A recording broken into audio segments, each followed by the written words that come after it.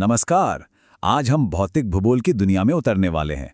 लेकिन रुकिए, इसे किसी स्कूल की किताब का चैप्टर मत समझिए। नहीं, ये तो हमारे अपने ग्रह की, हमारी पृथ्वी की कहानी है कि आखिर ये काम कैसे करती है। तो एक सवाल से शुरू करते हैं, और ये सवाल थोड़ा हैरान करने वाला है। सोचिए, बारिश की एक नन्ही सी बूंद और हमारे पूरे ब्रह्मांड की शुरुआत, इन दोनों में आखिर क्या कनेक्शन हो सकता है ना अजीब सवाल। आज हम इसी बड़ी सी पहेली को सुलझाने निकले हैं, बिल्कुल छोटे से शुरू करके सबसे बड़े तक जाएंगे। और हाँ, एक बात साफ कर दें, हम जो भी जानेंगे, जो भी समझेंगे, वो सब कुछ भौतिक भूगोल के पक्के बुनियादी सिद्धांतों पर आधारित है। तो ये कोई हवाई बातें नहीं हैं, बल्कि एक ठोस विज्ञान की पड़ताल है। तो फिर हमारे आज के सफर का रोड मैप क्या है? सबसे पहले हम अपने पृथ्वी की जीवित प्रणालियों को समझेंगे, फिर उस हवा के बारे में जानेंगे जिसमें हम सांस लेते हैं। इसके बाद उन ताकतों को देखेंगे जो हमारे महाद्वीपों को आकार देती हैं, और आखिर में हम जूम आउट करेंगे और देखेंगे कि इस पूरे ब्रह्मांड में हमारी जगह कहाँ है। तो चलिए शुरू करते हैं पहले हिस्से से, यानी वो दुनिया जो हमारे चारों ओर है, जिसे हम देख सकते हैं, महसूस कर सकते हैं। देखिए, हर चीज की बुनियाद में होता है एक इकोसिस्टम, यानी पारिस्थितिकी तंत्र। इसे जीवन का एक बिल्डिंग ब्लॉक समझिए, एक ऐसी व्यवस्था जहां सब कुछ, पौधे, जानवर, पानी, मिट्टी, सब एक दूसरे से जुड़े हुए हैं, एक दूसरे पर निर्भर हैं। अच्छा, अब अगर हम इसी इकोसिस्टम को बहुत बड़े पैमाने पर देखें तो हमें मिलते हैं बायोम। मतलब सोचिए, एक विशाल रेगिस्तान या फिर अमेज़न जैसा घना जंगल, ये हैं बायोम। और इन विशाल जीवन समुदायों को बनाने वाला मास्टर आर्किटेक्ट कौन है? वो है जलवायु। और इन सभी सिस्टम्स में जो जान डालती है वो है जैव विविधता। अब बायोडाइवर्सिटी का मतलब सिर्फ ये नहीं कि कितने अलग अलग तरह के जानवर या पेड़ पौधे हैं। नहीं, ये उससे कहीं ज्यादा है। ये प्रजातियों के अंदर की वैरायटी है, और ये अलग अलग तरह के इकोसिस्टम की भी वैरायटी है। मतलब जीवन की हर परत पर विविधता। ठीक है, तो जमीन की बात हो गई। अब थोड़ा ऊपर देखते हैं, आसमान की तरफ। जिस हवा में हम सांस लेते हैं, हमारा वायुमंडल, ये सिर्फ एक खाली जगह नहीं है, बल्कि ये अपने आप में एक बहुत ही डायनामिक और ताकतवर सिस्टम है। और इसकी विविधता को देखना हो तो बस बादलों को देखिए। एक तरफ हैं ये क्यूमुलस बादल, बिल्कुल रुई के गोलों जैसे, जो जमीन के करीब होते हैं, और दूसरी तरफ हैं ये ऊंचे पतले सिरोस्ट्रेटस बादल, जो असल में बर्फ के क्रिस्टल से बनी एक चादर की तरह होते हैं। कितना फर्क है ना? अब आते हैं वायुमंडल के सबसे दिलचस्प हिस्से पर, ग्रीन हाउस गैसें। इन्हें हमारे ग्रह का थर्मोस्टैट समझिए। कार्बन डाइऑक्साइड, मीथेन जैसी गैसें। अब मजे की बात यह है कि ये हवा में 1% से भी कम है, लेकिन धरती का तापमान सही बनाए रखने में इनका रोल बहुत बड़ा है। तो ये ग्रीन हाउस इफेक्ट काम कैसे करता है? बहुत आसान है। सूरज की गर्मी धरती पर आती है, धरती उस गर्मी को सोखती है और फिर वापस अंतरिक्ष में भेजती है।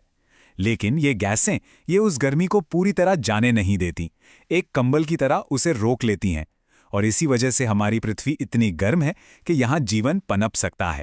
लेकिन सोचिए, क्या होगा अगर ये कंबल मोटा हो जाए? जब इन ग्रीन हाउस गैसों की मात्रा हवा में बढ़ जाती है तो यही होता है, कंबल मोटा हो जाता है और ज्यादा गर्मी को रोकने लगता है। और इसी का नतीजा है ग्लोबल वार्मिंग, मतलब हमारे ग्रह के एवरेज टेम्परेचर का लगातार बढ़ना। चलिए हवा से वापस जमीन पर आते हैं। हमारे पैरों के नीचे ये धरती हमें भले ही ठोस और शांत लगती हो, लेकिन असल में इसकी सतह के नीचे जबरदस्त ताकतें हर पल काम कर रही हैं। ये सब होता है प्लेट टेक्टोनिक्स की वजह से। ये थियरी हमें बताती है कि हमारी जमीन की ऊपरी परत कई विशाल टुकड़ों यानी प्लेटों से बनी है, और ये प्लेटें नीचे पिघली हुई चट्टानों की एक परत पर बहुत धीरे धीरे तैर रही हैं। ये एक ऐसा डांस है जो करोड़ों अरबों सालों से चल रहा है।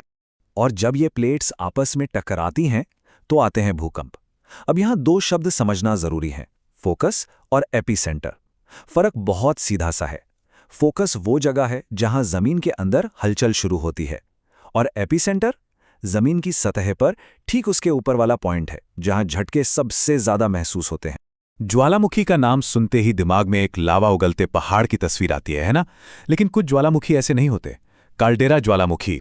ये इतने ज्यादा विस्फोटक होते हैं कि ये कोई पहाड़ नहीं बनाते, बल्कि ये फटते हैं और जमीन में एक बहुत बड़ा गोल गड्ढा बना देते हैं।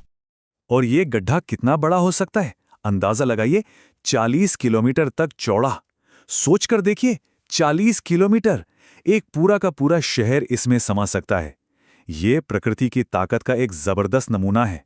तो अब तक हमने जमीन, आसमान और धरती के अंदर की ताकतों को देखा। अब बारी है हमारे सफर के आखिरी पड़ाव की। चलिए, अब हम अपनी पृथ्वी से बहुत दूर जूम आउट करते हैं और देखते हैं कि इस अनंत ब्रह्मांड में हम हैं कहाँ। हम सब जानते हैं कि पृथ्वी सूरज का चक्कर लगाती है, पर क्या ये चक्कर एकदम गोल है? नहीं, ये थोड़ा अंडाकार है। और अब पहेलियन वो पॉइंट है जब हमारी पृथ्वी सूरज से सबसे ज्यादा दूर होती है। और मजे की बात यह है कि ऐसा होता है जुलाई में, जब हमारे यहाँ उत्तरी गोलार्ध में जबरदस्त गर्मी पड़ रही होती है। इससे पता चलता है कि मौसम सिर्फ सूरज से दूरी पर निर्भर नहीं करता। अब इस तस्वीर को देखिए, ये है ऑरोरा, आकाश में नाचती हुई ये रंगीन रोशनी। ये सूरज और हमारी पृथ्वी के वायुमंडल के बीच का एक सीधा और बहुत ही खूबसूरत कनेक्शन है। असल में ये तब होता है जब सूरज से आने वाले चार्ज्ड पार्टिकल्स हमारे वायुमंडल की गैसों से टकराते हैं। नतीजा, आसमान में एक जादुई लाइट शो।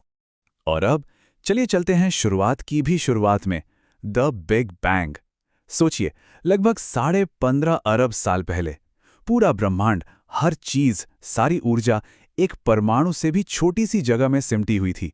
और फिर एक जबरदस्त महाविस्फोट हुआ, एक ऐसा विस्तार जिसने समय, अंतरिक्ष और हर उस चीज को जन्म दिया जिसे आज हम जानते हैं। तो देखा सब कुछ कैसे जुड़ा हुआ है। वो बारिश की बूंद, वो पहाड़, वो जंगल, सबकी जड़ें उसी एक पल से जुड़ी हैं। बिग बैंग के उस एक क्षण ने ही उस मंच को तैयार किया जिस पे हमारे ग्रह, हमारे महाद्वीपों और हमारे इकोसिस्टम की कहानी लिखी गई। तो हम अपनी इस पड़ताल को यहीं एक बड़े सवाल के साथ छोड़ते हैं। हमारा ये ग्रह, ये 15 अरब सालों के ब्रह्मांडीय इतिहास का नतीजा है। अब सवाल ये है कि इसकी कहानी का अगला अध्याय क्या होगा और वो अध्याय कौन लिखेगा? इस पर हम सबको मिलकर सोचना होगा।